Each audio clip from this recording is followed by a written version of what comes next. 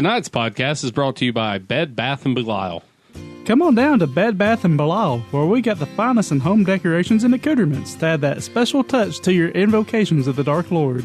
Are your kitchen decorations slowly ripping the soul from within your body? Well, if so, come on down and check out our delectable knitted hand towels to clean up the blood of thine enemies. Make your coffee table pop with our candles made from gluten-free baby fat. Are you planning a hip summer party? Let Bed Bath & Belial put a delightful hex in the air with our new Skins of Yesteryear line, featuring handcrafted in the bowels of hell skins of the elderly left alone and abandoned in our nation's nursing homes. New to home decoration and the occult? Join us at our in-store workshop every Sunday, where we walk you through 10 easy steps to summon a major demon and keep your home smelling fresh while doing it. Be sure to ask about our BOGO special on Orphan Hearts, and don't forget to restock your supply of Virgin's Blood with a free pint with every purchase of $50 or more. Bed Bath & Belial, beyond any store of mankind.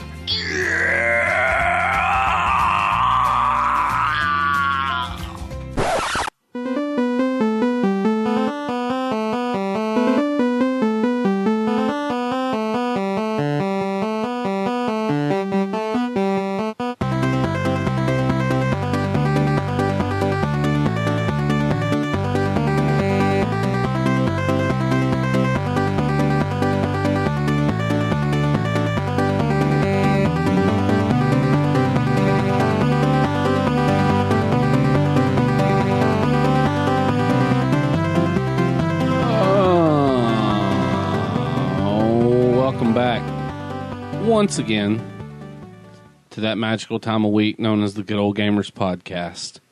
I'm Lyle McClendon. I'm joined as always my partner in crime, Mr. Brandon Gentry. Hey man, go fuck yourself. Hey buddy, go fuck yourself too. I will. Thanks for being back again with us. It's episode 64, Ultra 64 edition. Yeah. Woo-woo. N64, what? July 6th. It is Friday.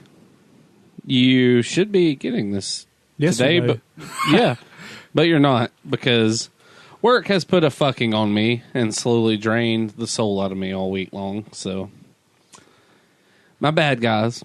My bad. It's cool. How you doing this week, Brando? I've been quite fucked myself. So I was off Monday, ended up getting sick like Monday night / Tuesday morning. So I got to miss Tuesday and Wednesday of work because I was throwing up and shitting myself. Nice. I swear on, I was wanting to go to work Wednesday. I thought I went to bed that night thinking, it's over. You know, I can go to work tomorrow. No big deal. Then I wake up at like 3:30 a.m. Wednesday morning, and I'm not a religious person, but it was an act of God that I did not shit the bed. Wow. It was at 2 minutes to midnight on the doomsday clock to shit in the bed. It was bad. So I managed to... You saved the world. I managed to survive that. And now I get to work all weekend to make up for lost time. Nice. I get to work tomorrow. I don't know if... I'm sure you've noticed because you're here, but none of our listeners know. My wife, Emerald, decided to go to a reptile convention this weekend. Yep.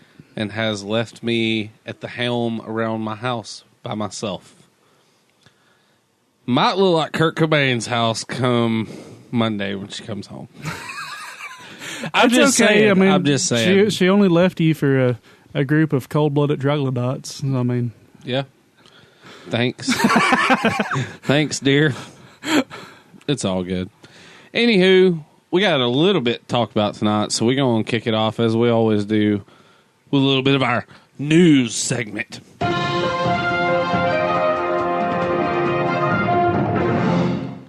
Got kind of a few things to talk about. I don't tonight. have a whole lot, but yeah, I got some stuff.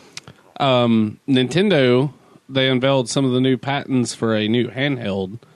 Nintendo is really maybe something for NX, but it's a single screen new handheld device. 4 buttons, shoulder buttons, D-pad, and analog stick. Real basic looking. Nobody really knows what it's for yet. There's also big speculation it may be a controller for mobile devices. Nintendo has been I know at that. They've been talking about maybe making mobile device controllers, which I don't know why you put a screen on a controller for a mobile device. Maybe, the only thing I was thinking, maybe it would have something on it where you could hook your phone to it and kind of maybe use your phone and the controller in it could be like a Bluetooth, DS. like your phone powers it, but it Bluetooths over the video to it. Yeah. Something like that. I could see that.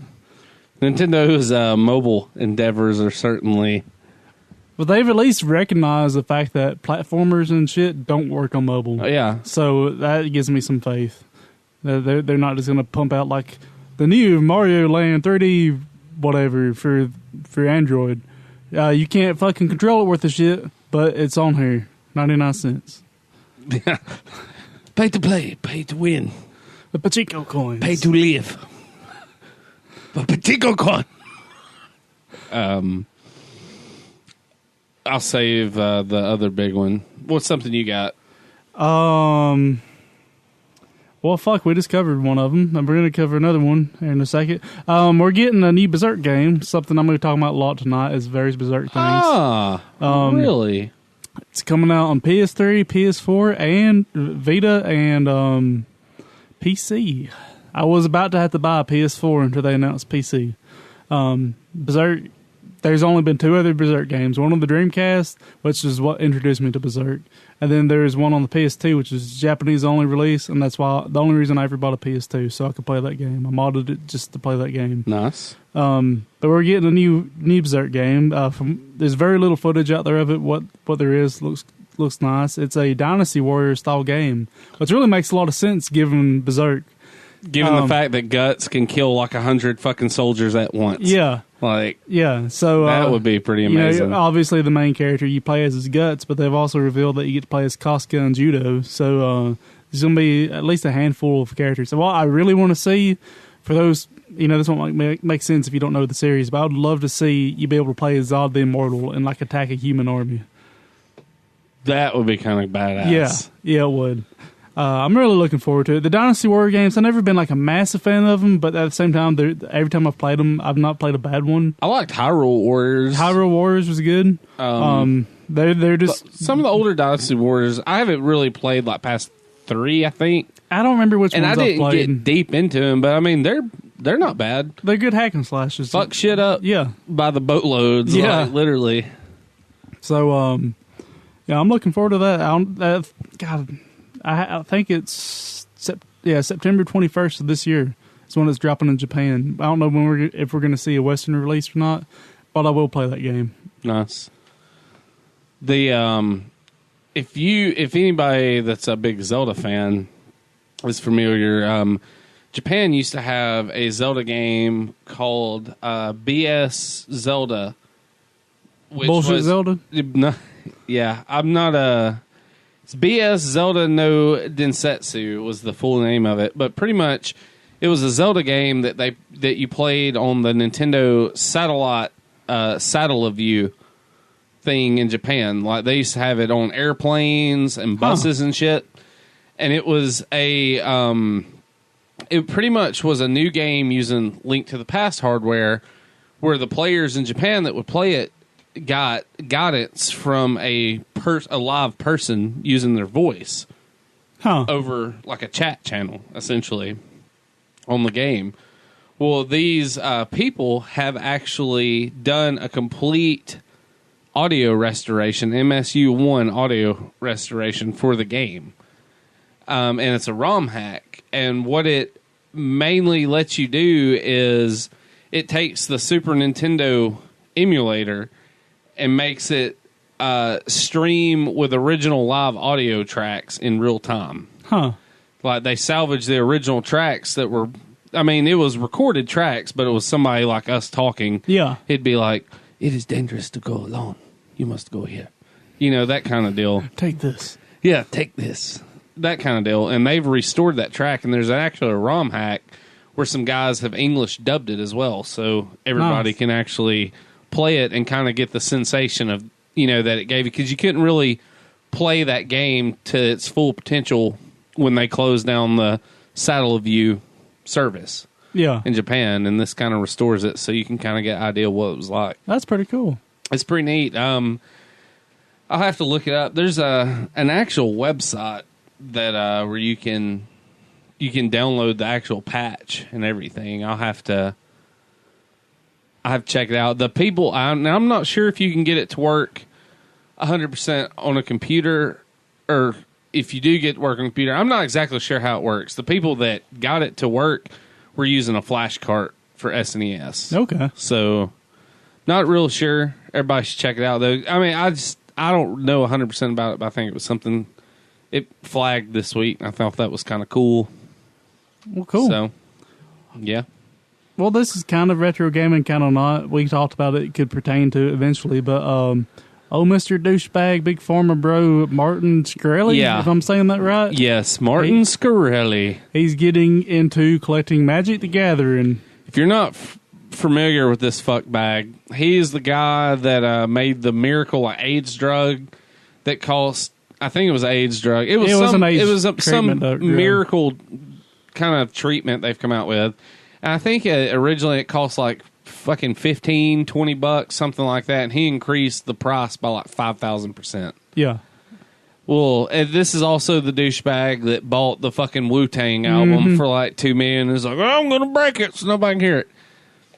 The reason we're talking about this, because like Brandon informed me of this earlier, this fuckbag is into buying up Magic the Gathering cards. Yeah, he just, he literally posted on Reddit a few days ago. He was like, what would somebody with a lot of money, where would they start buying rare Magic the Gathering cards? Obviously not knowing shit, and so people, he found out. So, within one night, he bought 5 Black Lotuses, which is the rarest card in Magic the Gathering, worth thousands of dollars. So,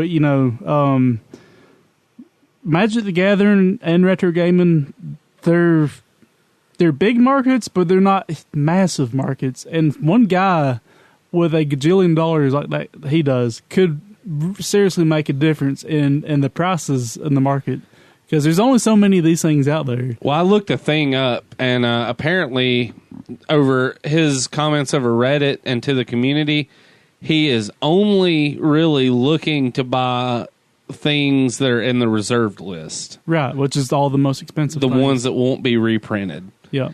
And he apparently bought all of these cards. He bought a bunch of cards up, and his comment toward it was, he said on Reddit that he plays a little but not competitively, but started referring to Magic Gathering as my game soon. Huh.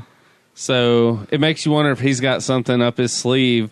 Now, they said there's a big outcry on the community, though, where they're finally just being like, you need to fucking reprint these cards so douchebags like this can't keep other people from being able to enjoy the game. As long as they keep those cards legal in the vintage format, they need to reprint them, because you cannot play vintage without them cards in any kind of competitive level. And the cost of those cards are just fucking insane. I love Magic so much, but I hate the fuckery involved and the value involved in it. For some reason, I hate the fuckery and value involved in a lot of retro gaming. I love games like Little Samson, but I can't fucking play the legit versions of them. Because you don't want to spend $1,200 fucking dollars on a card. And the same reason why I can't play Magic competitively, because I cannot justify spending that much fucking money on pieces of cardboard. If Magic was like, if I could just buy any card for a few bucks and make whatever deck I want, you would probably play it. I'll be in the card shop every week playing in tournaments. No fucking doubt about it. But I can't justify that fucking drain on my bank account. Apparently, this douchebag's, this isn't his first endeavor in the gaming. I just read right here, did not know. Apparently, this dude owed hundreds of thousands of dollars to League of Legends players that he hired to compete on his amateur team. Huh. The team Nilio, it's like spelt like nihilist. Nilio? Yeah, Nilio did not qualify for the League of Champions series. Want. But yeah, I mean, he could easily turn his eye to retro gaming and be like, hey, all of them makes me nervous, man. Little Samsons, Haganes, Earthbounds, yeah, I'll buy them. You're approaching $1 million or $1 billion, possibly. $1,000 is fucking chump change to you. Oh man, yeah, like that's pennies to us. This motherfucker, if he wanted to. And he couldn't literally do this because the certain amount of people are holding on to it, and they're not just going to sell it off, but he has enough money where that's the thing, though. Those people aren't going to sell it off. for all intents and purposes, on the retro gaming collection market, they don't exist because they're not going to change hands. So he's going to buy up all the liquid copies, the copies that can exchange hands. I mean, he could. I'm not saying he's going to. It's possible. He's not going to be able to obtain like all the World Championship cartridges or nothing like that. But. Not unless he starts throwing around some serious cash. I imagine a lot of these collectors, if he's like, "Hey, I'll give you, $200,000 for that cart." Yeah. Yeah, I will do that in a fucking heartbeat. No matter how much I loved it. I can make $200,000 last me years. Yeah. I could pinch that penny so hard that it permeates my skin. At the same time, someone like that who doesn't know much about it, but like, yeah, I got all these legitimate carts here. They're not made in China, reproduction. Dude, how amazing would it be if this fucking guy approached you and you're like, I have 58 Earthbounds and 63 Hagains. And you sling this motherfucker like 58 repros and 68 or 63, whatever number I spouted out, repros. You would be, if you'd done that on a fucking Facebook group, you would be reviled internet scum, and we would call you out on this podcast. But if you'd done it to that guy, you'd be a fucking hero. Yeah. Because he'd be like, oh, well, I'm going to tell somebody. And they're like, we're going to tell on you. You've already got like 3 pending lawsuits, dickwad. Like, what are you going to do? Hire a hitman. We do live pretty close to Walker County. Yeah. just enough. People disappear there all the motherfucking time. And nobody even goes to look for them. That's the bad thing. Who wants to go to Walker County? Walker County is almost like Bangkok. You go to Walker County, like, that's okay. Walker County's got them now. It's like the wild, wild west out there. Not the Will Smith version. Or is it? You got anything else before we get on to the big one? Let's get on that big, fat, veiny one. So, we full on live in the age of Pokemon Go now. Yep. Pokemon Go and I'll dropped say this past week. I haven't been able to play it. I haven't played it either. My phone is not compatible with it. I mean, it could be. The long story short is my phone currently has an older version of Android on it. The newer version, the 5.0 Plus, fucks my phone. I don't know why they let it come to my G2. It's not ready for that update. It ran like fucking cocks when I had the 5.0 when I had Lollipop on it. So I rolled it back, at least a year plus ago, and I just happened to roll it back to 4.4. Pokemon Go requires 4.6 or later, so I'll eventually update my phone once I go through all the hoops to update to that specific update, because I'm not going to go to Lollipop. I will never play another Pokemon Go game or a Pokemon game for the rest of my life before I fucking put Lollipop on that phone, because it was so miserable. I've heard so many people. I know a bunch of people that are already playing it, but I've heard a fuck stack of people who are just really angry right now because the response is so massive. They haven't been able to download it, and they said, I know a few people that have downloaded, and they're like, the servers have been fucked constantly since I've been trying to get on. And what I've seen of it, I mean, it's not bad, but the allure of it is going to wear off very quickly, I imagine. And I'm treading thin motherfucking ice here by saying this. But one thing that kind of just tiffs my ass a little bit about this, and I'm glad that, they're actually trying to do something different for once and cool and all that. But I've been, like I said, I haven't played it, and I've seen several it's like me and Lyle some nice. Chrono Trigger, so we'll be talking about that. Yeah, Chrono Trigger. Several weeks. I have never played through Chrono Trigger. You're about to, motherfucker. I'm excited for it. I'm legitimately excited because I've played it, but never played through it, and I've heard so much. But anyways, on the task at hand, I've been following the social media shit on Pokemon Go, and I've noticed a bunch of people are fronting like a motherfucker now. Oh yeah. They're all like, oh, I'm going to be... I notice people that blatantly do not play... I know for a fact do not fucking play video games. Couldn't tell you anything about video games. They're like, Pokemon's out, fam. Going to get tight, fam. Become Pokemon Masters, fam. The bar down on 26, fam, is a Poke Gym. we're going down tonight. And I'm just like, you motherfuckers are going to be buying up Nintendos and shit left and right now. Yeah.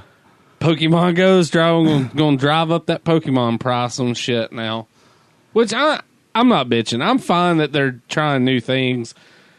But from what I've seen, it's going to fucking wear off real quick. They're doing stuff. It is literally a fucking augmented reality with a Pokemon thrown on top of it. Yeah.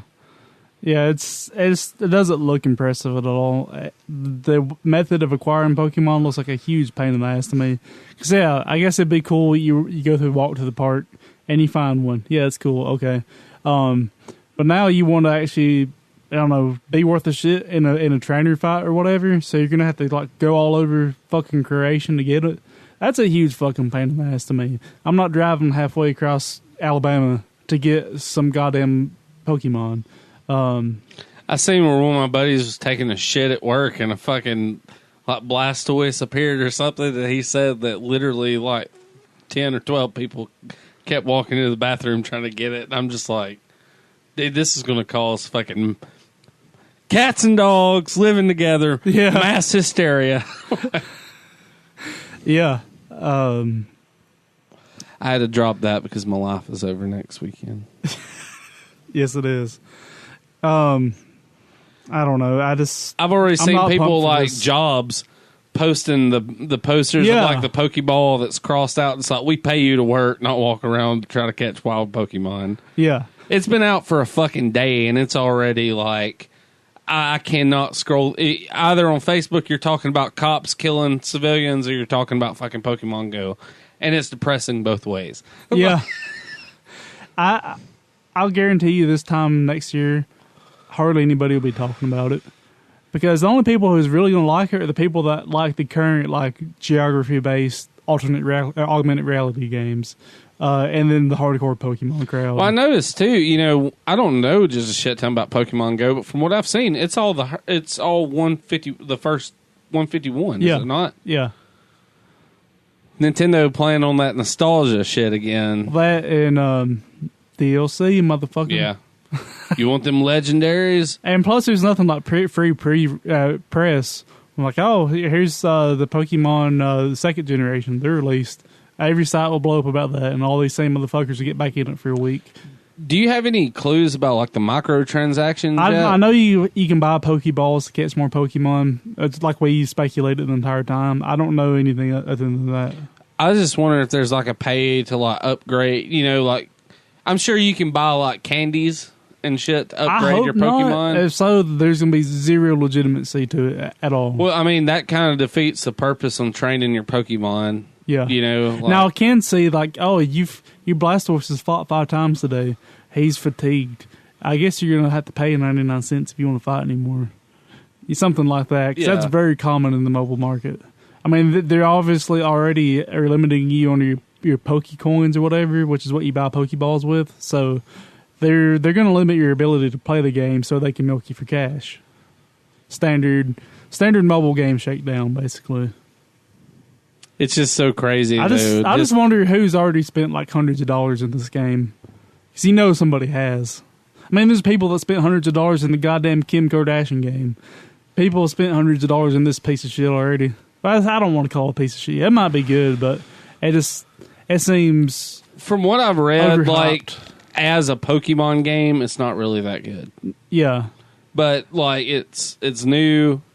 And we might catch backlash from me saying that, but, I'm just saying this is hearsay to me. I haven't played it, but I've heard from a couple people as a Pokemon game, it isn't that great, but as your typical augmented reality game, it's really good. I'll see. I haven't downloaded yet. I'm kind of waiting on the shit to die down a little bit. When I give enough of a shit, I'll update my phone and I'll try it out. Or I could do it on my wife's tablet if I really want to, but I'm not that worried about it. I feel you. I guess that's it for news. That's it for our news segment. Tell us if we're wrong about Pokemon Go. Yeah. Tell Steve Steverson, I know you're in another Poke region right now, mastering all the Pokemon over there, but you got our number, bitch. Indeed. That's it for news.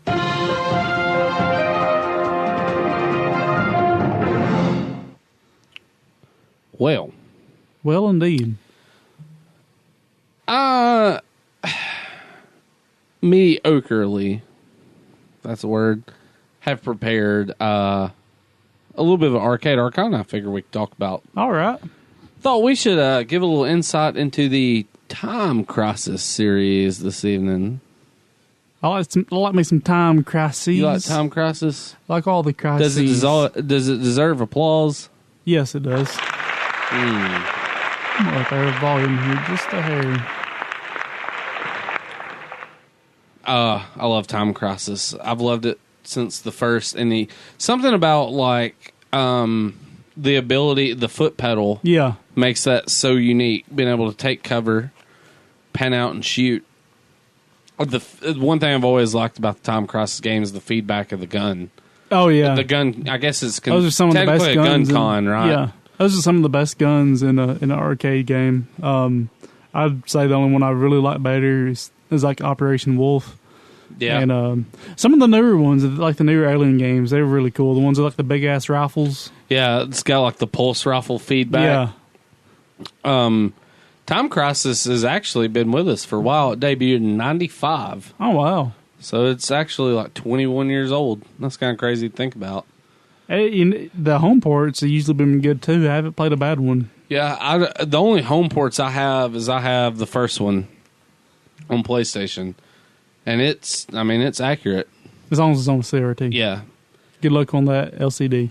Which Time Crisis was it we played at Dave and Buster's last year? 4 or 5, or maybe it was 4 and 5. They had an older one and a newer one. I know 5 we played at Southern Fried this year. Was it? I thought it was 3. Was it 3? I'm not sure. It was. Okay. It was. 3 had the normal gun cons. Yeah. 5 is the one that's got like the mini SKSs. Yeah. That's the one we played at Dave and Buster's. Yep. Talking like I would love to own a Time Crisis cabinet, but god damn, you're talking about a huge fucking cab. Yeah, I would like that. And speaking of Dave and Buster's, I'd like that Star Wars cockpit cab they had. With like full surround display. Dave and Buster's is very overpriced, but if you get the chance to go to one, it's an experience more than playing a game. Yeah, kind of deal. It made me motion sick, and that's one of the first games that's ever done that to me. You literally on the Star Wars cockpit game, like you're flying an X-wing during the assault on the Death Star, and you climb into like this shit that's set up just like a cockpit. It looks like a little dome on the outside. The screen wraps completely all the way around you. Yeah, when you flip upside down on the game, it feels like you're legitimately flipping an X-wing upside down. Yeah, it's pretty badass. It was amazing. It was totally worth the $2. Yeah, I was gonna say at like $2 a play, it better be fucking badass. They also had that Mario Kart arcade that we didn't. You know, they got at least they did. I don't know if they still do, but they had it at the Chuck E. Cheese in Decatur. Oh, really? Yeah, I did not know that. Yeah, it's not an uncommon arcade these days. The linked Mario Kart. That's the first time I'd ever seen that. They're pretty sweet. I like them a lot. It was cool as shit. But yeah, Time Crises. Time Crises. It's Time Crisis is probably the best example, I guess, of a shooter game out now. Yeah. I mean, it's the only one to survive. Like, you don't have Lethal Enforcers anymore. No. You don't have any more Operation Wolves. You don't have any more Silent Scopes, which was another badass one. But every now and then you get like a movie release, a game, you know, Alien, Terminator. I don't know what else. Time Crisis is one of the first shooter games like that too, where you really have to master like shooting projectiles out of the air, where they're shooting missiles, throwing knives, throwing grenades. Yeah. The ability to take cover adds a whole different dimension. Like, I feel like somebody that pumps quarters into a Time Crisis, I feel could play a longer arcade game, being more skilled than your typical arcade game. You know what I mean? Oh yeah. Where like, you know, an arcade game like Pac-Man or Galaga, something classic, it comes down to more of like pattern memorization, whereas Time Crisis is literal skill of ducking and shooting. Yeah, yeah. And that's where a lot of the skill comes in Time Crisis, is that foot pedal duck. You know, some of these other shooters where it still comes down to basically just, you know, can he shoot faster than the enemy spawn? Most of the time, no, because they want quarters. Yeah. But the Time Crisis, you can take your time and, do the little peekaboo routine where you pop out, kill something, pop out, kill something. As they refer to it in All Points Bulletin, quarter rape. Where you just pop up in and out of a corner with a shotgun, raping everything. Time Crisis is usually, it can be either way. You can find it as a single player game, but the main way to play it, it's a link cabinet. Yes. And that is the shit to play it like that, because you and your buddy can play it in real time, level per level. You can both approach it differently. You can go in there and just lay off the fucking foot pedal and open gun, or there's not a whole lot of just real depth, I don't guess, to Time Crisis, because it is like a rail shooter. Yeah. And all, but it's fun. For pumping your quarters in the machine, if you want to pick up a gun and blast shit, if you can't find House of the Dead, I'd definitely recommend hitting Time Crisis up. Yeah. It's, like I said, it's one of the few ones that's still being made. What's the latest one? Is it 5? I know it couldn't have been released too terribly long ago. I think it's 5. It's 5 or 6. We shall find. Yeah. Latest release, Time Crisis 5, True Mastermind. Come out August 2015. Yeah. And I think there's been a semi-recent House of the Dead. Those are probably the two only gun games still running. I think you're right. Other than like the Alien and Terminator games. Yeah, you read on movie games where, movie comes out, they might get a new game. If you get the chance to play Time Crisis, I would recommend it. Yeah, don't turn it down. You can pick it up on PlayStation for like $5-6. It's a cheap ass game, and it's worth every penny. And if you can spend like the $20 or so you'd have to spend and find a gun con for PlayStation, that's the way to do it. Yep, most definitely. So that's this week's shoddily thrown together Arcade Arcana in proper good old gamers fashion. Indeed. The lowest quality we can manage. That is all we can manage. Random game I'm talking about this week, still on like games I've been playing, still mostly Vindictus, because they've got an event going on. It's probably for the next few weeks. It's probably about all I'm going to play is Vindictus, because I've started playing it. They've got some limited time events going on that I'm taking advantage of, and they're releasing a new character on the 14th. I'm really looking forward to. So that's when me and you will probably start playing a lot more together. Is when that character comes out, I'll be able to do low level stuff. Nice. I'm only level 10 right now, so I've never got a character in that game to max level, but I am now, because the rewards in this event, if you get to one of your characters to max level, you get some really nice rewards. But I'm about to do one, and I'm going to do another one. I've had like a level 84 and a level 88, and max level's 90. So I'm probably going to max them out and then start on the new character. But anyways, the game I'm going to talk about is not Vindictus. It is Sword of the Berserk Guts Rage. Nice. Yes. I remember loving shit out of it. You introduced me to this game on Dreamcast. And I bought it because, it just looked cool when I was a kid. And I'm going to open this window. Open that window. It's sweating like a heathen in a church house. It's a hack and slash on the Dreamcast, and it's what introduced me to the Berserk anime and manga. Really, I can't say enough about how much this game is meant to me, just because of that. That's my all-time favorite anime and manga, and just general story. That's the only thing. You have the mark of the shit on your body. Yeah, it's forever. The only thing that I've ever loved so much. I got a tattoo of. I got the brand of the sacrifice on my neck. Nice. Sword of the Berserk Guts Rage is a hack and slash game where you take the role of Guts.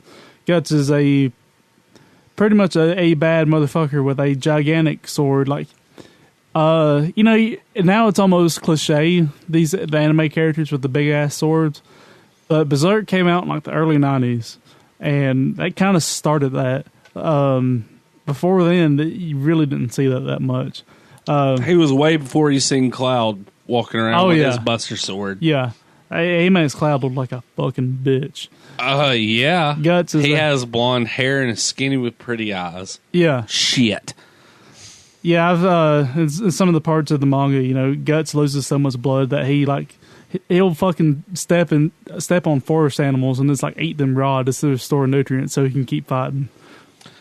The Berserk, the manga, is not for the faint-hearted at all. And it is incredibly detailed. Especially if you start at the first volume and you go all the way up, you can see Kentaro Miura's art get better as time goes on. Evolve with his skill.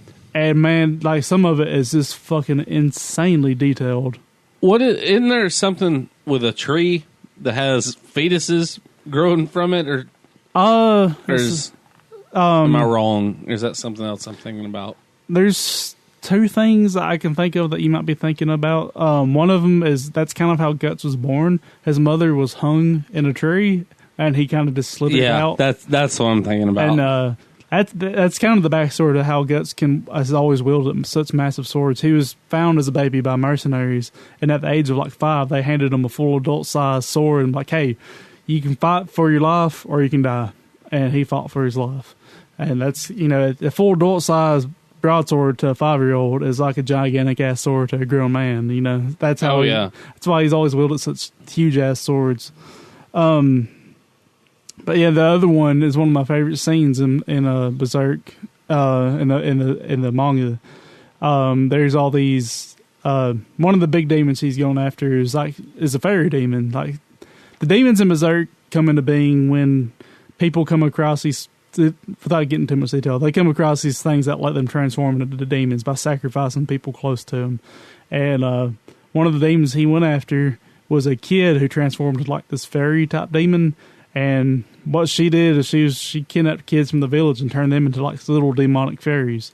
And, they lived in the trees and stuff, and that's kind of where that comes from. But one of my favorite scenes is he's going after that demon, so all them little fairy demons that were actually kids got on him, stinging them, biting them, all kinds of shit. So what he does is he sets his whole fucking body on fire to kill them all. And then he's in the cave of that demon. There's the ceiling was lined with cocoons of all these kids being turned into these demon fairies.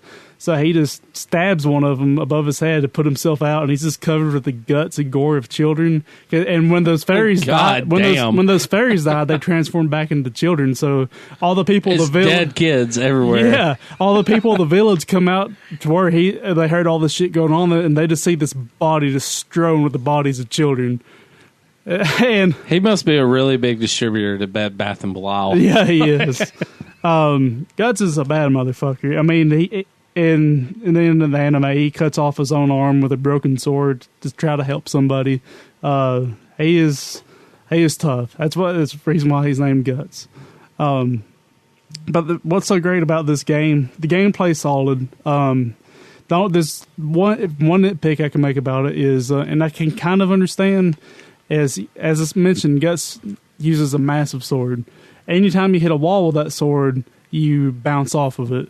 And it makes it really hard to use it in a lot of these areas. I understand there's two reasons why they did it.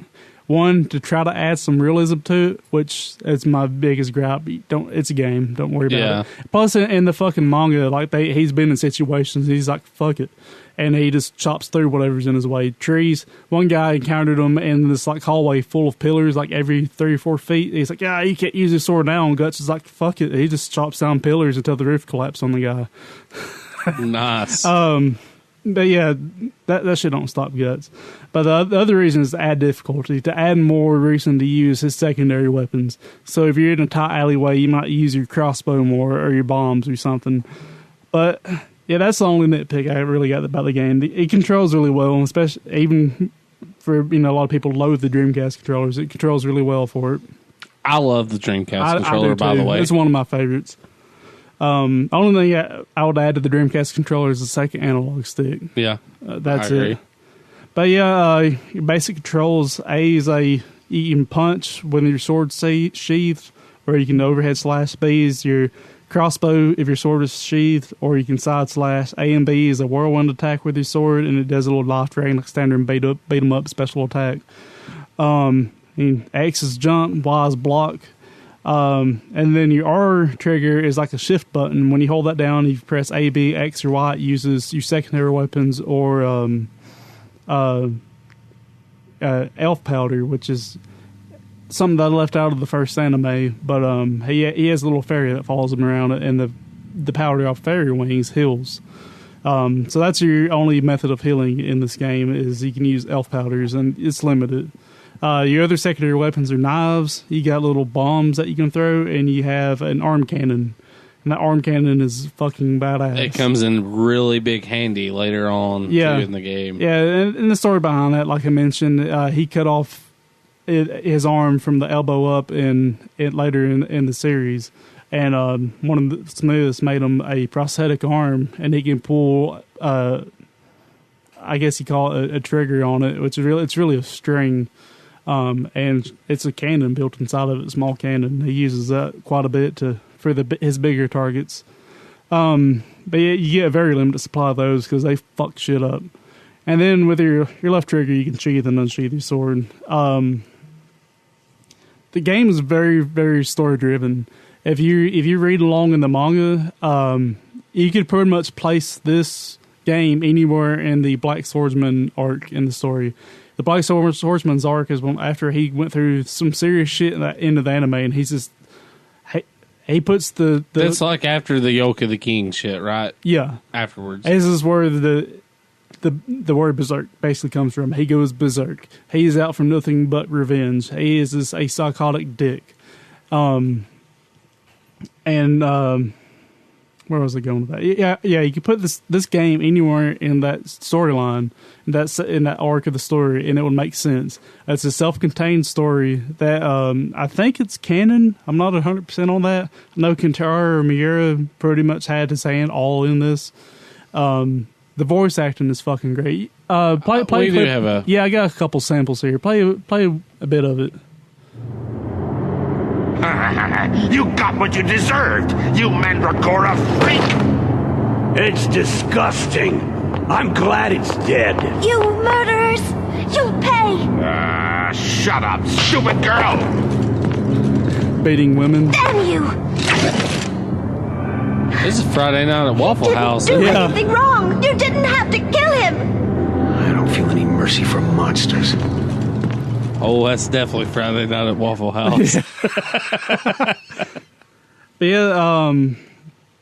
I'll give you a little brief intro to the story. I don't want to spoil it. It's such a great story. If you like anime, especially dark fiction, which Berserk is such a great example of dark fiction, you got to check out the game and the series. You play as Guts and you find Rita, that girl you just heard, and in a performing caravan. Their wagon broke down. They're getting gypsies, pretty much. Yeah. Their wagon broke down. They're getting attacked by bandits. Guts this happens to be traveling by, and he's like, "Well, yeah, fuck bandits. I don't like them." So he beats their ass, and she's like, "Oh, come to town and watch our performance." And the elf Puck, he convinces them to go because he's like, "Yeah, I need supplies anyway. Let's go to town." So they go to town, and you see the performance. You see Rita, jumping around, throwing knives, typical gypsy performance bullshit. And then it's like, oh, now it's time for the strongman jock. And a jock is a simple-minded strongman wearing a hood. He starts lobbing around this huge-ass mace-looking thing, and he falls down, and his hood falls off. And it reveals on his chest he has like this, looks like a baby's face. It is the fucking thing from Total Recall. Yeah, it is. Yeah. And then everyone starts yelling, "Oh, bad!" Yeah, they start screaming, it's in the Mandragora, and they start throwing rocks and shit. And it's at that point he transforms into this tentacled beast that you have to kill as Guts. And that's what you just heard there after Guts is. You didn't have to kill him. And that's the gist of the game, is you're in this area, and all these Mandragora plants infect people, and they become that. They don't hurt anybody until they're provoked. And that's kind of treads along the theme of Berserk, is Guts kills all these things, and he's not necessarily a good guy for doing it. And the whole world in Berserk is just fucking relentless and brutal. I love it so much. I could gush about it too much. One thing I really like about the Berserk game, it has those sweet arterial sprays of blood. Yes, it does. I love that shit. Like the Japanese, like ninja movie shit, they slice something off and it is just like the most insane fucking water hose of blood. And that's one thing I love about Berserk, this game especially. It's also got a lot of quick time events. It's one of the games that really took advantage of that. And some of them were kind of difficult, and they affected kind of how you went about the story, too. Isn't that odd? Better voice acting and better quick time events than another voice acting and quick time. About sailors? Oh shit, no. Oh, shit. I'd like to know about the 3 blades. The game has really great boss battles too. The game as a whole is very fucking difficult, but not in a bad way. It's fun. I would actually like to see some of these people that tout themselves as badass Dark Souls players play through that shit. Oh yeah, I would enjoy seeing that. I've beaten the very hard mode a long time ago. If you put me in front of it now, I'd get my ass kicked because it's something I had to practice a lot. You do get to fight Zod the Immortal in the game. He's I would say the hardest boss in the game, even though he's not the final boss. I mean, and for good reason. If you know the series, Zod the Immortal is. They don't call him the Immortal for no reason. Yeah, that's good that it's like that because there's nothing more like disappointing, I don't guess, when you're a really big fan of a series and they put this really badass motherfucking villain character in the game that you can fucking dodge and attack the entire fucking match. Yeah. And you can beat his ass, Games got a lot of unlockables too.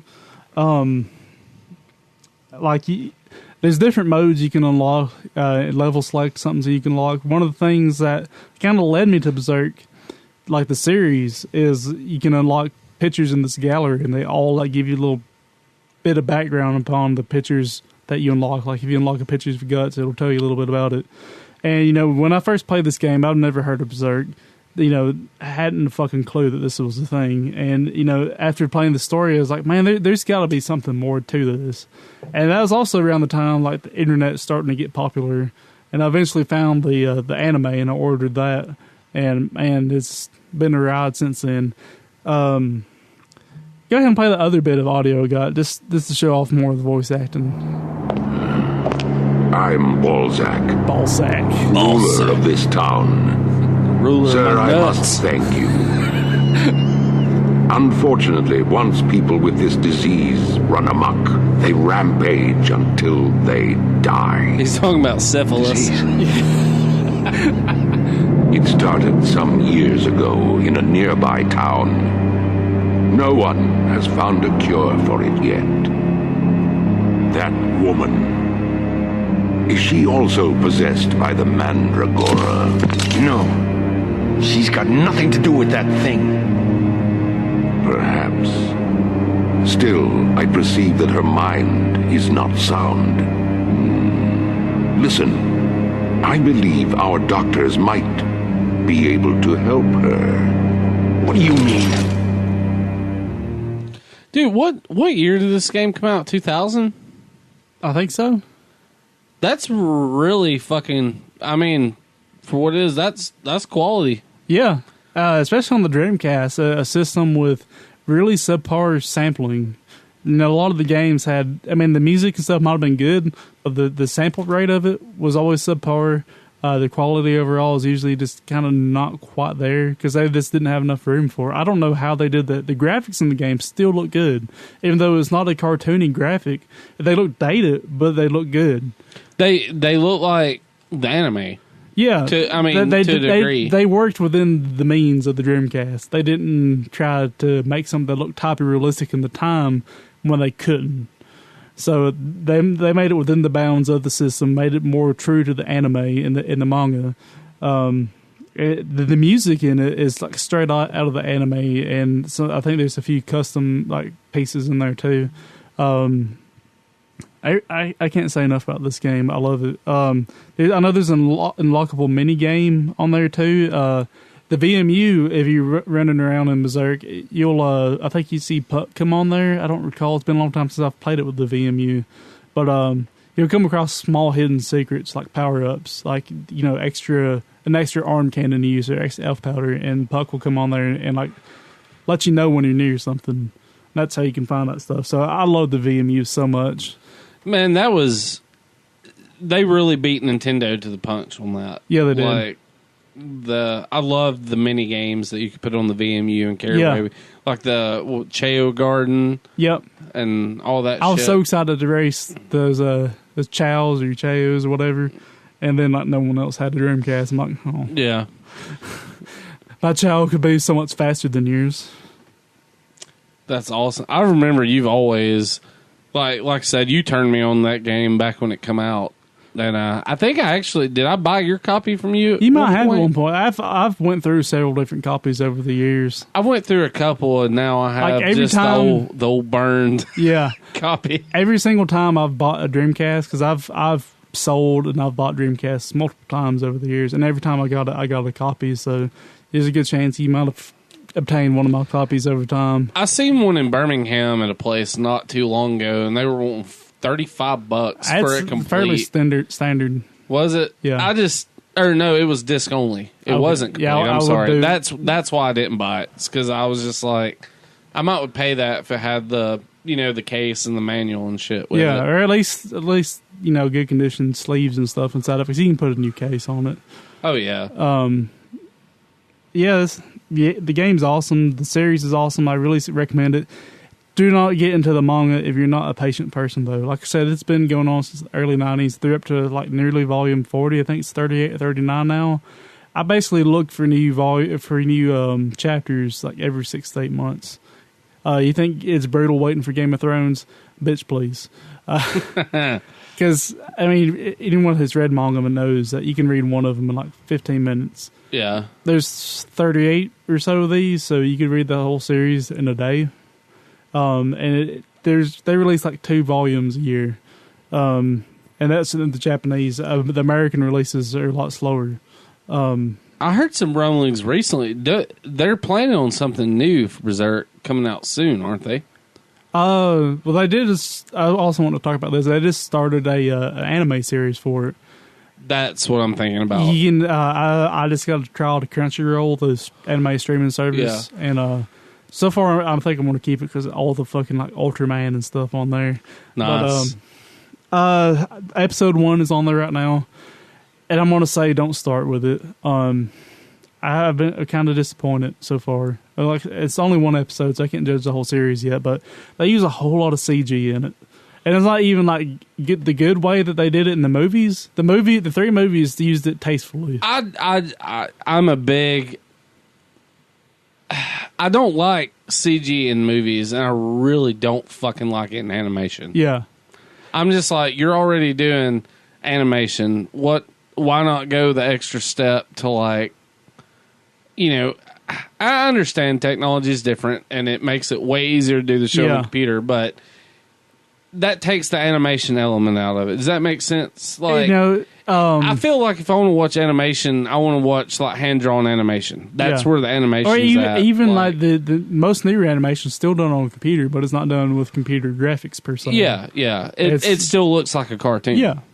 And unfortunately, Berserk, all the animated series, I'd say even the movies, even though they're probably the most well-produced version so far, it's always suffered from budget cuts. The old anime, which is still my favorite, because the American voice actors were fucking great.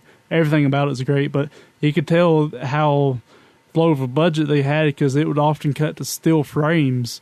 Really well drawn and colored still frames, but it will do that and voice it over in certain parts. Nothing like they wouldn't do it in the middle. It's not like series breaking shit. No, like a bad guy. One of the bad guys would pose in a menacing way, and it would it would kind of overlay the well-colored version of that, well-detailed version of that over, and you'd hear him like laugh maniacally for a second, and then it cut back to the normal version.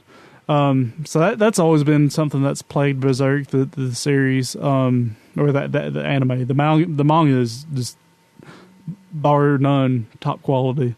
But the anime is like that. And then this new one's, I think they went with, hold on. My phone's under here and Roscoe's on top. My dog is being a bastard, per usual. I dropped the phone, so that's partly my bad. Anyways, there's a lot of CG in the new anime, and you could tell a lot of it was just it's easier to do. It's easier to animate with CG, because you put things on a skeleton, and then you don't have to draw it anymore. You just move the skeleton around. Yeah. The shadows in it, I'm not a huge fan of so far, because instead of just doing normal shadowing, where, things in the shadow are slightly darker or real darker, depending on the shadow, they drew lines through it, like almost / on a computer keyboard, like this series of lines. Oh, yeah. Not a huge fan of it. And the main thing that I'm disappointed with is the way they're getting into the storyline. It seems like I'm trying to explain it in a way that makes sense to people who might not have seen or read any of this, but putting in the English. The original anime ended at such a huge cliffhanger, and people for years have been wanting anime to take up the slack. The movies did it somewhat. It kind of told the story of the whole anime series in 3 movies, and it went a little bit further and stuck a little bit truer to the manga. That's one of the only things that's confused me about the series, because I watched all the Yoke of the King movies. Yeah, Egg of the King. Egg of the King. Yoke of the King. Same thing. It's that booze. Yeah, I'm sorry. Tonight's episode is also sponsored by Evan Williams Green Label. You drink this when you hate life. But yeah, the original anime left off with cliffhanger. The 3 movies did a slightly better job. They stuck true to the manga, even though it covered less material. It left in some really key characters at the end, like the Skull Knight. Completely left out of the anime. So this seems to be like they wanted to answer that over, nearly 20 years now, I think. What did that anime come out? It's got to be close to 20 years now. I thought it came out in the 80s, like late 80s. I think it's 90s. I'm not sure. Are we talking about everything as a whole? The original anime. Because, the manga didn't start till the 90s, so it couldn't have came out in the 80s. Oh, yeah, I'll look. But yeah, it looks like they wanted to answer that at least over a decade-long call of the fans that, hey, continue the story in the anime where the other anime left off. But they skipped so much shit. They're trying to rush so many parts of the Berserk story to kind of catch it up to another arc in the story. Like, they're basically skipping most of the Black Swordsman arc, which is like my favorite part of the Berserk story. The anime was 97 to 98. Okay. Initially. So Berserk, or the manga, was 89. The first appearances was 89. Okay, I knew it was early 90s. To 90, because it first appeared in Monthly Animal House. Yeah. 1989. Yeah. The manga. Yeah. But yeah, I was just anime 97. That's saying. Just about 20 years then. Yeah. God damn it. Yeah. Fuck. God. Listeners, pause with me for a second while I say, God damn it. We getting old, Brandon. Yeah, we are. Whew. But yeah, they're skipping a major part of the story that was one of my favorites. The part that really added so much depth to the character of Guts. Because when you first started reading the manga, and even the first episode of the anime, the original anime, you didn't like Guts. He wasn't a good guy. He's like anti-hero, pretty much. If you could even say that. Anti-hero, however you prefer. He was a psychopath bent on revenge, and you didn't know why. Like, he was this severe badass who didn't give a fuck about anyone or anything other than killing these demons. I think in the first manga, he's like fucking this demon chick just so he can blow her head off with the arm cannon. I admire this guy. Yeah. He stops at nothing to get the revenge that he wanted. Still wants. And later, he's evolved so much as a character. He went from this complete psychopath, and now he's becoming like a leader of people. People are following him because like this guy, something about this guy, even though he doesn't speak much, he's gruff, he's to the point, he's got a charisma about him that these people are just drawn to. He's pretty much like Donald Trump. Yes. If Donald Trump could wield a giant sword and had an arm cannon. He can't. The only thing he could wield is a giant checkbook and an arm brace. Nah, Trump talks too much for Guts. I mean, Guts has never been... I'm pretty sure Trump will be cut in half by Guts. Yeah. Yeah, Guts... Trump is... Demon filth. Trump would be that side character you see in any number of the mangas where Guts punches him in the face with his prosthetic arm and just knocks all their teeth out. Like I'd love to see that, actually. Their faces caves in around his metal fist. That shit happens. It's awesome. But yeah, it looks like they're skipping the entire arc to get up to what they call the conviction arc, where Guts starts acquiring all these followers, not by his own doing. Like he's like, if you want to follow me, don't get in my way. That's how he is, and these people are just drawn to him. It's in a way it makes sense in the normal days, I guess you say, when he was when he was a soldier for Griffith, one of the other characters. He was a leader of a battalion in there, and they kind of looked to him the same way. Man, a few words, but there's something about the guy that you just want to get behind. And so yeah, very very mixed feelings on the new anime. If you knew getting into it, start off with either the movies or the old anime. If you can't put up with the low production quality, start with the movies. And then the manga, if you like reading comics or manga, download them. Evil Genius Scanslations, Google that, and you can find all the translated versions for free. Nice. Not really legally, but you can get them. Legalities. Yeah. We give so many fucks about those on this show. Yeah. But yeah, there's my jerking off for Berserk for the tonight. Nice. Well, you've jerked off quite a bit. I don't think I can jerk off as hard as you did. Okay. But I did play something unique this week. And it's the name really confused. I love Japanese shit. Mm-hmm. And I love translation oddities. I played a game that came out exclusively in Japan on the Famicom disk drive system, called Bio Miracle. Okay, I'm going to try to pronounce this. Bio Miracle Bokutte Upa. Bokutte, Bokutte. The Japanese pronunciation is Bio Miracle Bokutte Upa. That's completely fucking wrong, and I'm sorry. You shouldn't be. I'm not up to par on my Japanese skills. But anyways, this is a really odd game made by one of our favorite developers, Konami themselves. But in their defense, this is when Konami was fucking on point. Yeah. It's a platformer, and it was actually released on Wii's Virtual Console in Japan and North America. Really? In 2008, it's on 3DS's Virtual Console, and on Wii U's Virtual Console in Japan. The Wii Virtual Console was the only American port of it released. Okay. They haven't released anything past that. It's a really odd game. It's a platformer. I didn't make it past level 3-2 because it is one of those classic NES games where if you fuck up on 3-4 right before you get to the boss, it starts you all the way back at 3-1 if you die. Oh, yeah. And my work schedule's been a butt fucker this week. And I squeezed in about an hour and a half on this. But it's a platformer, and it's unique in the sense of you play as a fucking baby.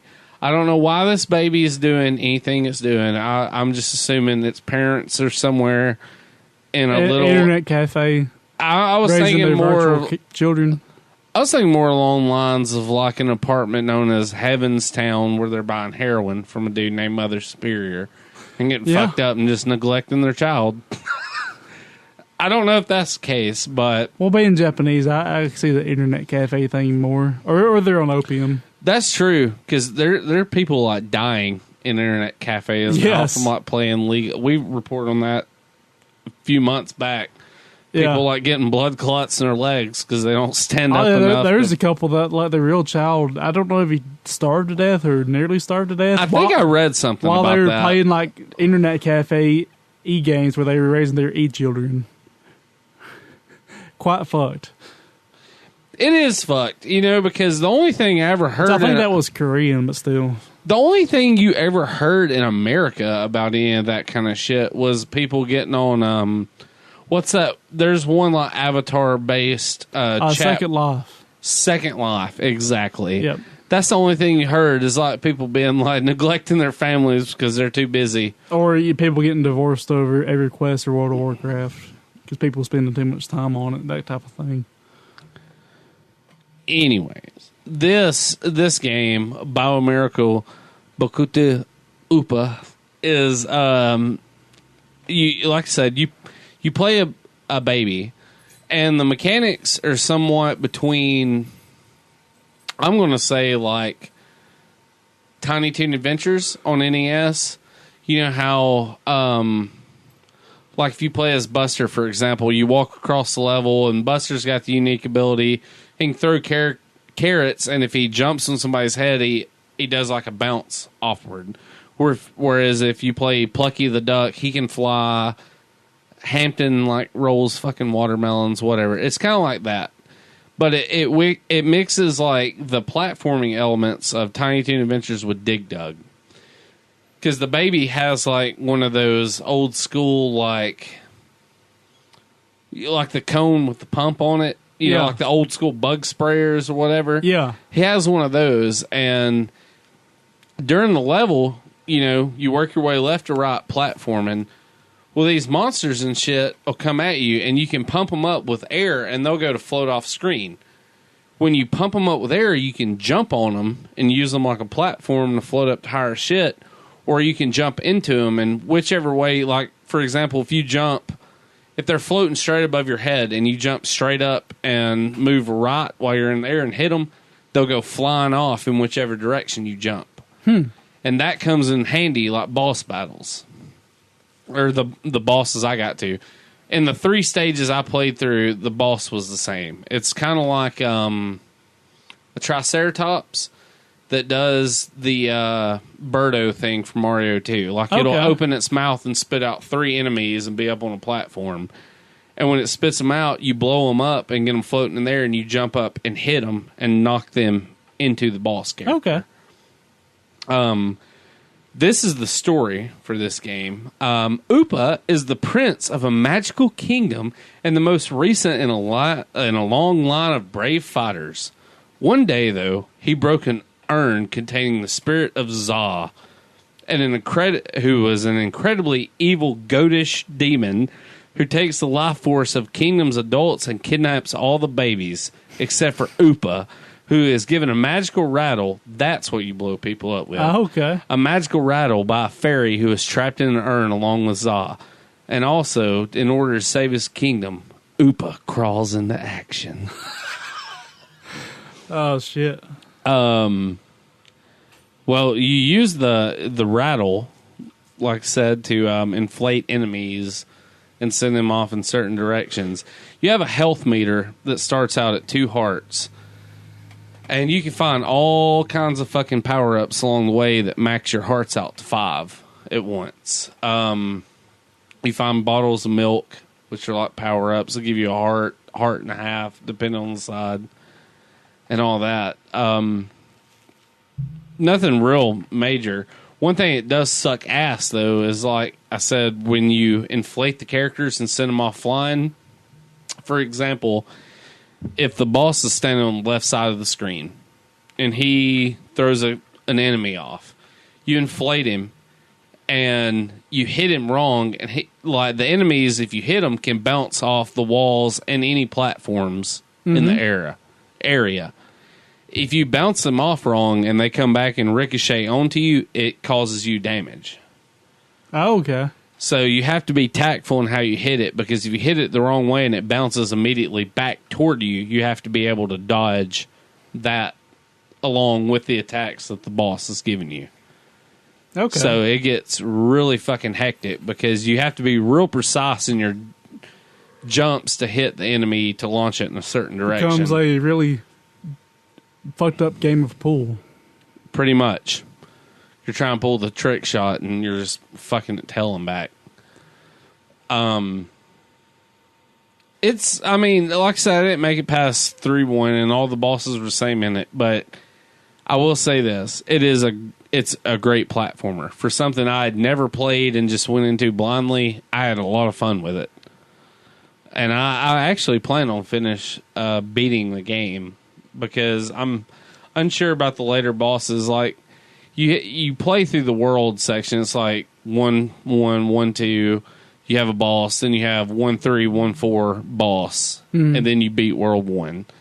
And literally, I got up to the end level of World 3, and all the bosses were the same up until that point. I'll have to check this out sometime. It's really good. I can give you a copy of it or whatever, but there was actually a cartridge version that came out on Famicom later on in 93. The only difference between the disc drive version and the Famicom cart is the sound on the Famicom cart is actually better. They went back and fixed a bunch of shit. There was an unlicensed version for the Famicom release in China under the name Crayon Zhao Zhen, which takes Crayon Shin-chan's Chinese title, and it just replaces the main character with somebody else. Kind of like they did with fucking Mario 2 and Doki Doki Panic. I'm pretty sure you can still get it on 3DS. I think that's it. Because I know Wii's, their shops there. Their shops shut down, and it's only available on Wii U in Japan. But you can download it, so I would definitely check it out. It references a game that we covered earlier on, Sexy Parodius. Okay. It's got some of the same characters that interweave in and out of that series, so it's worth a check. I can't sit here and just go into fucking uber detail because I don't read Japanese and I didn't beat the game, but why not? It's something to both of those statements. Alcoholism and poor life choices. Okay, those are my two answers. Acceptable. My two answers for that. You answered correctly. Good. Did I win something? Yeah. What? The self-realization that you can't do any of that shit because of alcoholism. Shit, I won that a long time ago then. It's something cool to check out, though. I might try to throw a link up on the side or something. Because it is an oddity, because, I mean, I guess other than emulating on your PC or some shit, at this point, you're not going to get it on anything but 3DS. Okay. Well, I'm definitely going to check it out. Probably illegally. You should. It's definitely worth it, though. I legitimately, I had a good time with it. For what little I've got to play it. Like, it makes me reminisce about the old school, like, original Nintendo platforming. Your dog shit. farted, and it's quite nasty. Yeah. Oh, fucking... Wow. Woo, Lord on a stick. That is rough. Thank you, Roscoe, for blessing this house this evening. Yes. Somebody better rebuke it. Anyways, that's my random game of the week. So, yeah. I ain't got no hot and steamy because all I've played is Vindictus. I don't think y'all want to hear about that again. So, do you think for hot and steamy we should talk what we think should be hot and steamy? No, because I don't need to go to jail. Yes, we can keep get our drinking loud. question of the week and calls. We do. Our first call comes from our good old buddy, Mike McDaniel. So we talk about the question, though? Oh, our question, God damn. Yeah. Wow. Our question for last week, which has been a long time coming. It's been like 2 weeks.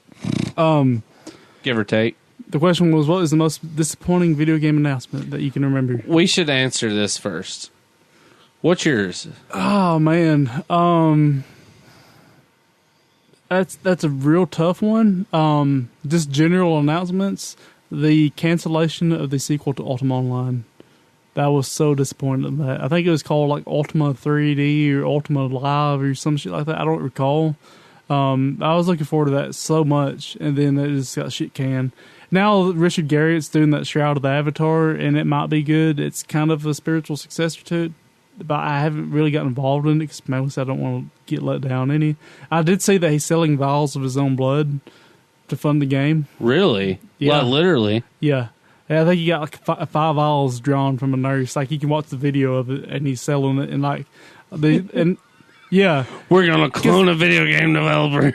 Well, they're selling it as the blood of Lord British because he is Lord British in Ultima. Is that guy a cock? Is he a douche? Is he a cock? I don't know. I just often wondered because I'm like, you gave yourself the name Lord British.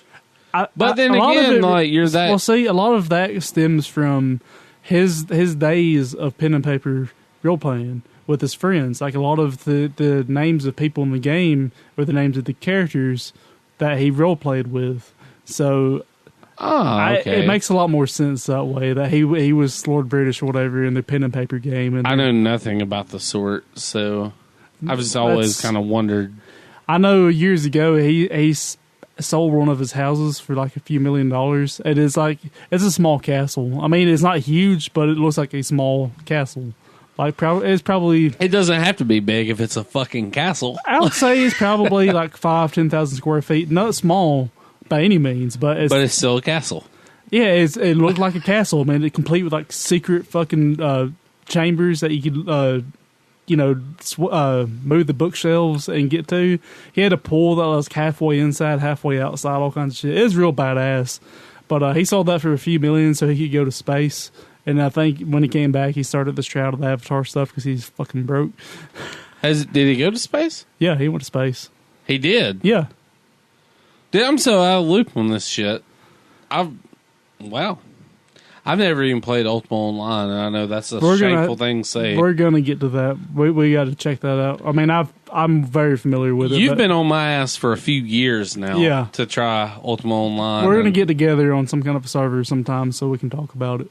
That'd be cool. That'd be cool for that. I think the only announcement that I've ever been let down on is a lot of people's. Duke Nukem Forever really broke my heart. Yeah. I was a big fan of Duke Nukem. Yeah. Duke Nukem 64 I even liked. There wasn't really I liked Duke Nukem Time to Kill. I was happy for a Duke Nukem on PlayStation. And, PlayStation was real popular at the time for the third-person, over-the-shoulder, kind of Resident Evil-y style of gameplay. Mm-hmm. And I like Time to Kill. Duke Nukem Forever, though, you wait forever for fucking shite, you know? And I was bummed about that, because I bought that game on PlayStation and maybe held on to it for a week and got rid of it. I was bummed out about that. Another big one for me was the announcement of the cancellation of Earthbound 64. God, yeah, dude. I was crushed. I remember seeing those screens even before I knew just shit ton. All my Earthbound knowledge primarily comes from your Earthbound knowledge when we were younger. And I remember seeing those screenshots of and Mother Nintendo 3. Power. Yeah, of Mother 3 and when they finally shit booted that, I remember that just being like, Nintendo, what the fuck? Yeah. I was so pumped for that. I was also bummed about, before Wind Waker come out, they showed those demo videos of the real badass looking Legend of Zelda of like fucking Link and Ganon fighting. and you're just like, holy shit, this is what we've been waiting for. And I'm not saying Wind Waker's still a great game, but it wasn't that. They show that shit, then drop Wind Waker, and you're like, what the fuck? 14 steps forward, 30 steps back. Yeah. Like, I was bummed about that. Let's see what our callers were bummed about. Yeah. We got Mr. Mike McDaniel. Sir, and if you're listening, you need to come get your game and come back to our show. Yeah. I think maybe we should get him for the next couple weeks, come and when dig with us. But here's his answer. Hey guys, it's Mike McDaniel. About the question of the week for disappointing game announcements. Well, apparently Pokemon Go is supposed to be out, but it's not out here.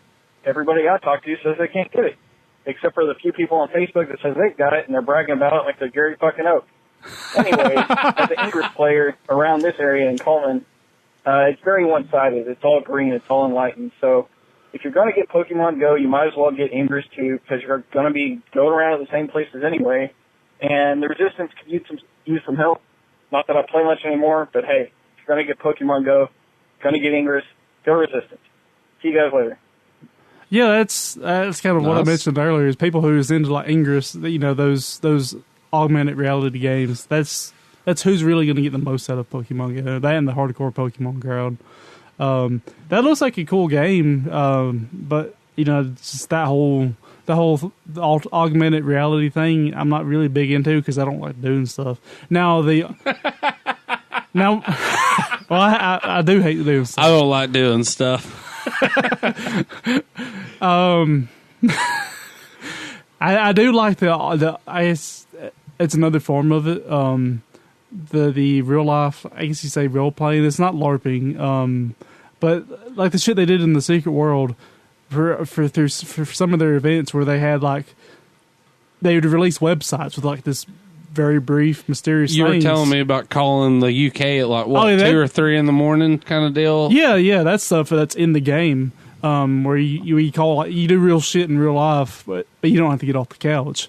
But that's so cool, though. I mean, it puts you there. Yeah, like that's the point of video games, right? Yeah, like again in the Secret World, one of the missions, like me and my buddy Juice, we were solving a mystery, and we finally decoded this message into a phone number. We were looking at it, I was like, holy shit, that's a phone number. So we called it, and it was a British number to Google Voice mail number, and it gave you another clue. The game's full of that shit, but some of the events that they've had were stuff that weren't even in the game at all.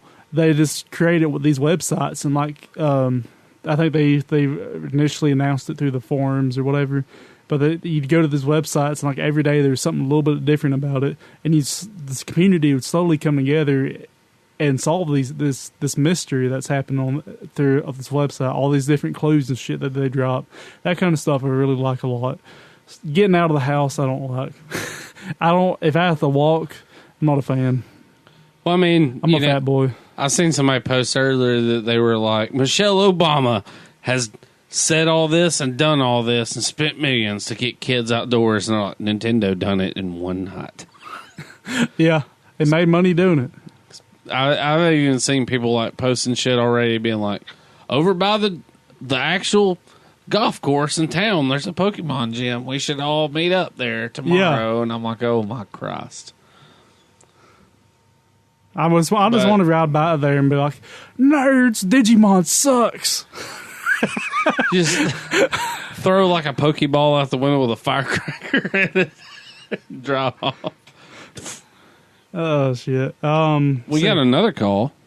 That's not about the question though. Oh. It isn't, is it? No, it's not. We did get an answer on the page. A few. Jeffrey Hargrove, he said Witcher 3 looked way better when it was first announced. That's fairly typical because they show these games on extremely super high-end PCs, just light years beyond what consoles are capable of. So they look a lot better. I got a few comments, not many. But my comments were... Actually, never mind.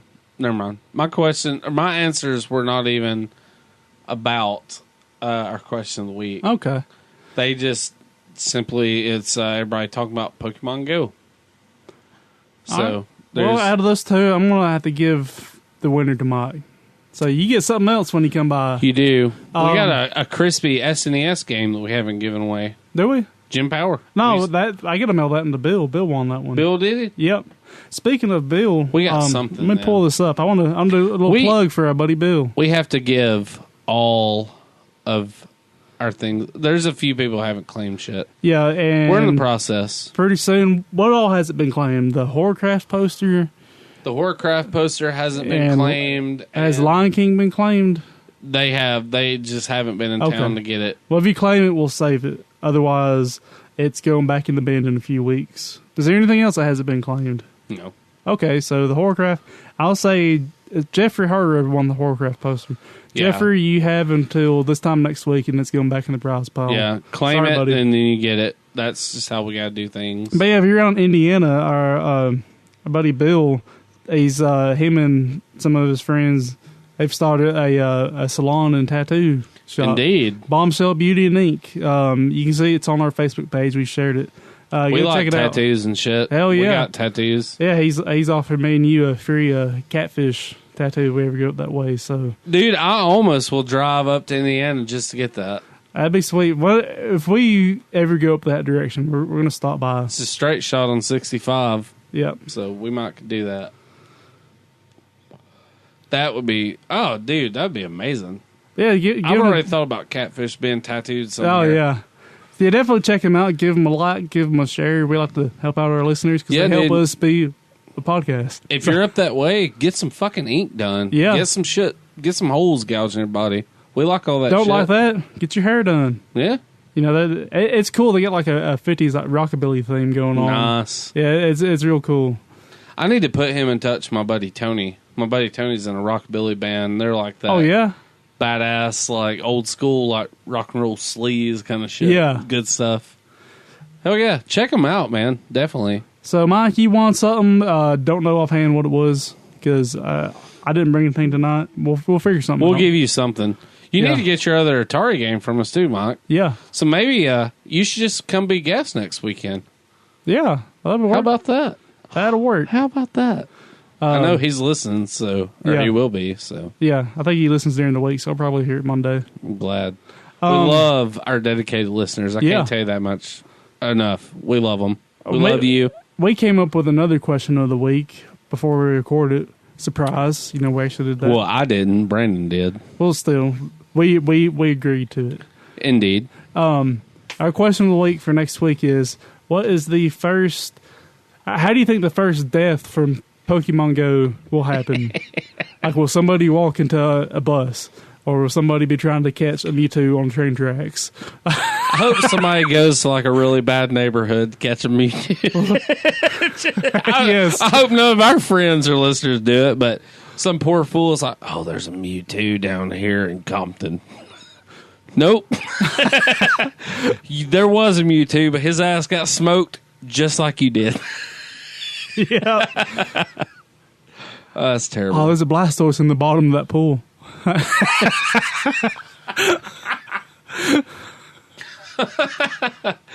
I wish there was a really suicidal Pokemon that like does nothing but blow itself up. You're like, well, you go to the... There is one, Magneton. Okay, I hope only Magneton can be caught at Kurt Cobain's house.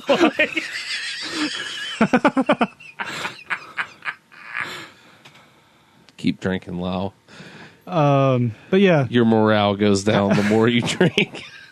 How do you think the first death from Pokemon Go will happen? That's awesome. Because you know it's going to happen. Oh, yeah.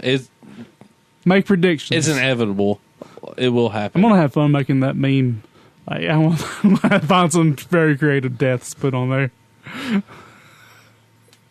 I think it's funny because, like, you think about it, these games being out on mobile and all that shit. Resellers can't really dip their fingers into this honey pot. That's kind of what's cool about it, if you think about it in a way. Unless they can start, like, selling you Pokemans. It'll be some deal like kind of like the Flappy Bird thing. They'll discontinue Pokemon Go in the future and be like, you can buy this cell phone from 2016 now that it's 2026 for $500. It has Pokemon Go installed. Somebody will buy it eventually. Yeah. All right. So yeah, I guess that's it, ain't it? Yeah. Answer the question on our Facebook. Send it to us at podcast@goodoldgamers.com. Almost forgot our own fucking email. It's okay. Give us a call, 682-777-GOOD. Actually, on that note, wait a minute. Just keep talking for a second. I'm going to try to find... We played the one last week. I got the other good one. Yeah, I brought that over. Talk for a minute. I'm talking for a minute. Yeah, we like to hear from y'all. That's always one of the biggest struggles in a podcast is getting listener interaction. It's one of the things when I was first reading into improving the podcast is the hardest things to do. And one of it's listener interaction. So if you could, answer the questions, give us comments, tell us how much we fucking suck. We'd love to hear it. I don't care. That number is 687 or 682 How many of you drank? 682-777-4663. I'm trying to add this other jingle, and it is being a complete asshat. Well, you're being a complete asshat. I'm trying. I don't think it'll add MP4. Okay, then don't worry about it. We'll hit it next time. It's okay. We'll figure it out. To remind you of our number, though, we will give you this. 682-777-GOOD. Dial the number, you know you should. Leave us a message, you know the kids is one. Ooh. 682-777-GOOD. Yeah. You heard it right there, ladies and gentlemen. All you gotta do is pick up the fucking phone and call. Well, we got another voicemail. We do. Non-question related, which is perfectly fine. Wow, we do. I'm glad you remembered.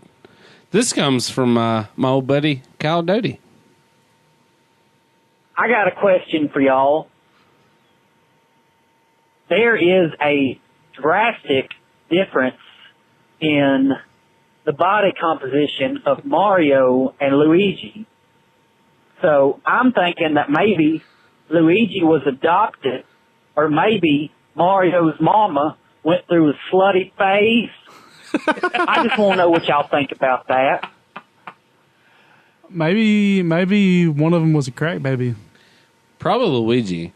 That's why he kind of flutters when he jumps. Yeah, he's gangly. That makes sense. I mean... Huh.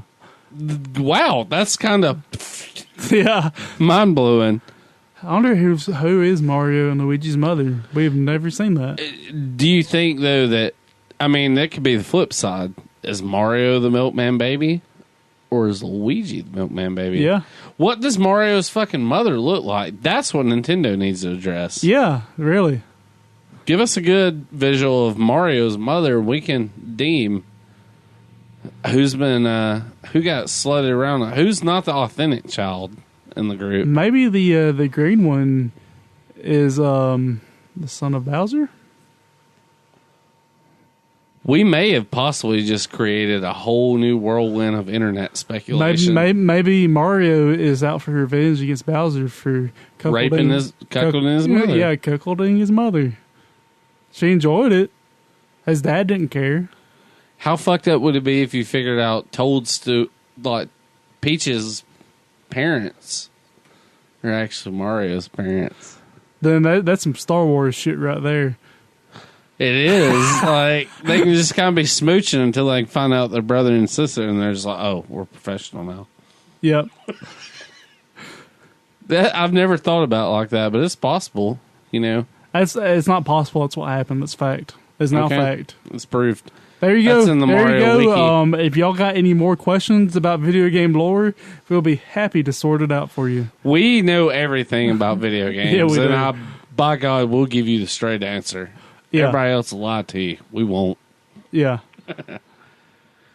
Well, that about squares us in to this. You got anything else you want to throw in? No. Give us a like on the Facebooks. Give us a tweet. Tweet at us at Good Old Gamers. Email us, podcast at Good Old Gamers. Drop us a voicemail at the aforementioned numbers, 682-777-GOOD. And tune in, Stitcher, iTunes. I would like some reviews and subscriptions and all that good stuff. Word of mouth is awesome. Any of y'all, if y'all want some cards to give out some friends, let us know. I think we're running low on cards, but I can get some more. We'll get some more. Anything you need posters to hang up, let us know. We'll hook you up. Yep. We'll hook you up with whatever you need. You need condoms with Catfish's face on them. Yeah. We'll figure out a way to make that happen. Yeah, we can do that. Check us out though. Do all that. Listen, like, share. That's the main thing. Get our shit out there. Pass it around. We're almost up to 500 likes. Let's keep that going. Mm-hmm. Like I said, if we ever hit 500 likes, I'll give you something precious of mine. So let's keep that going.